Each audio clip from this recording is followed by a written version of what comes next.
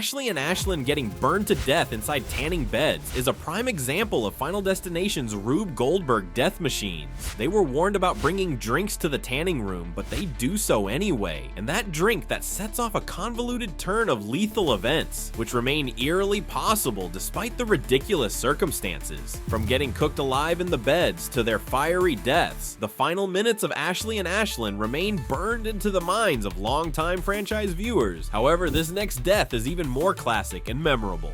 There are few sequences in horror that are as memorable or influential as the highway accident in Final Destination 2, the scene that made everyone afraid of driving behind trucks carrying logs in real life. And in that sequence, no other specific death is as classic as Michael's, who drives straight into a log that crushes him face first. At least we know that Michael felt no pain when he died, as it occurs in a split second, and much the same applies to this next victim.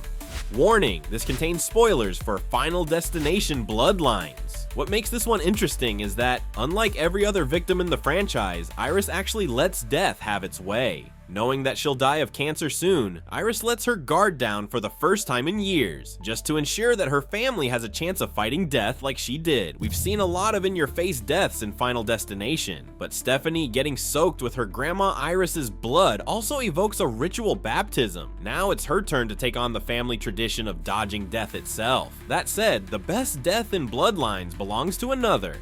In the 2025 franchise reboot, Stephanie literally calls out the possibility of a classic Rube Goldberg death as she tries to warn Eric. Instead, the event Stephanie describes happened to Julia, who ends up getting crushed inside a garbage truck. To the tune of Stronger by Kelly Clarkson, Bloodlines pays tribute to old school 80s body horror by letting us fully witness how Julia's skull pops. And with Stephanie saving only Julia's decapitated arm, this scene is a perfect example of the reboot going back to basics.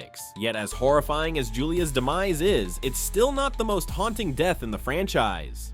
It may not be the bloodiest death in the series, but no other kill embodies the supernatural horror of Final Destination.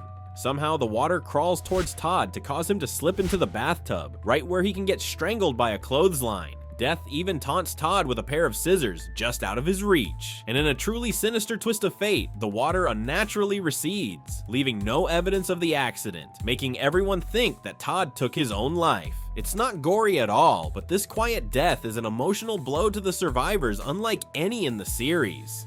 So do you agree or disagree? Which other Final Destination deaths do you think should replace the ones on this list? Tell us in the comments and keep watching ScreenRant.